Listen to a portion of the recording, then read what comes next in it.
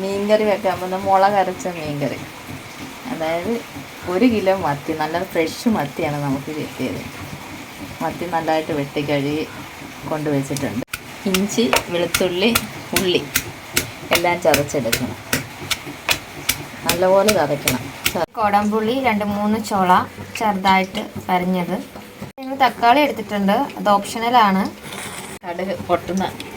കടുക് ഞങ്ങൾ ഇട്ടിട്ടുണ്ട്. അത് പൊട്ടുമ്പോഴത്തേക്കും അത് പൊട്ടിയതിന് ശേഷം ഉള്ളി, ഇഞ്ചി, കരിവേപ്പില അങ്ങനെ ഓരോന്നുണ്ട്. കടുകും പൊട്ടുന്നുണ്ട്.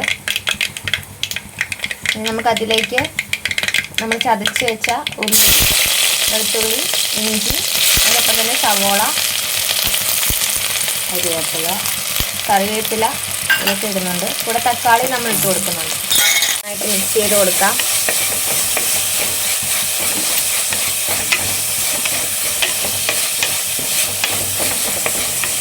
കുറച്ച് പച്ചമണം പോകാൻ വേണ്ടി കുറച്ച് ഇളക്കി കൊടുക്കണം. അതുപോലെ ഇരിക്കുന്നവരെ ഇളക്കണം. വരണ്ട് വന്നിട്ടുണ്ട്, അതിന് പച്ചമണമൊക്കെ പോയി ഒരു മണം ഒഴിക്കുന്നുണ്ട്. അതിന് നമുക്ക് മുളക് പൊടി ഇടാം.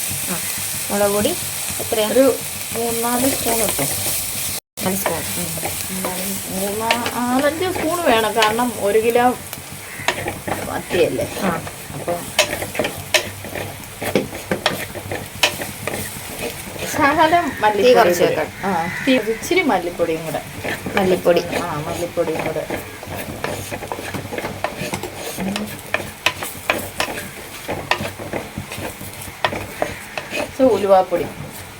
ഉലുവാപ്പൊടി കുറച്ചിട്ടു.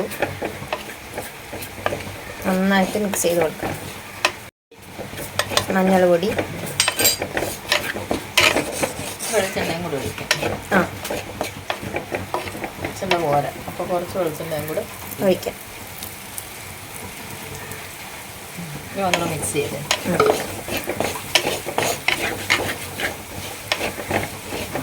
മണം മുളകിൻ്റെ വേറൊരു നല്ലൊരു സ്മെല്ല്. മുളകിൻ്റെ ഇതിൻ്റെയൊക്കെ മണമൊക്കെ ഒന്ന് മാറി. നമുക്കിനി വെള്ളം ഉപ്പിട്ടായിട്ടുണ്ട് അതിനകത്ത്. ഇല്ല, പുളിവെള്ളം ഒഴിച്ച് ഇനി ഇച്ചിരി ഉപ്പും കൂടെ ഇടാം.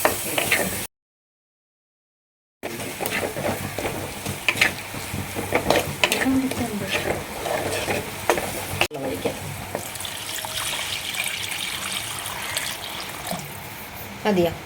എന്നിട്ട്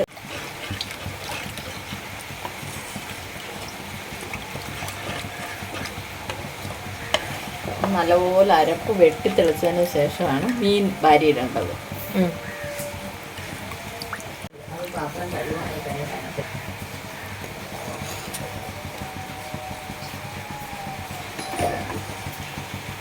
വെട്ടി തിളച്ച് കഴിയുമ്പോൾ തിളയ്ക്കാനുണ്ട് ഇച്ചിരിയുടെ. അപ്പം നമ്മൾ വെട്ടി തിളച്ച് കഴിയുമ്പോഴാണ് നമ്മൾ നോക്കണം, ഈ ടേസ്റ്റ് ഒന്ന് നോക്കണം, ഈ ചാറൊന്നും എടുത്ത് നോക്കണം എങ്ങനെയുണ്ട്, ഉപ്പും എരിവും പുളിയൊക്കെ ഉണ്ടോ എന്ന് നോക്കണം. ഇച്ചിരി ഉപ്പ് കൂടുതലായിട്ടിരിക്കണം. അപ്പം കഷ്ണത്തിലൊക്കെ നമുക്ക് പിടിക്കണ്ടേ. അപ്പോൾ കുറച്ച് നമ്മൾ അഡീഷണൽ ആയിട്ട് കുറച്ചുകൂടെ ഉപ്പിടണം. ഇടണം. അപ്പം എന്തെങ്കിലും ചേർക്കാനുണ്ടെങ്കിൽ ഇതിൻ്റെ ഒപ്പം ചേർക്കാം നമുക്ക്. ഉപ്പിട്ടിട്ടുണ്ട് കുറച്ചുകൂടി. തിളച്ച് കഴിഞ്ഞിട്ട് മീനിടാവും. ഇവിടെ ഓക്കെ തിരിക്കുകയാണ്. തുടങ്ങി നമ്മൾ മീൻ വാരിയിടാം. ഓക്കെ.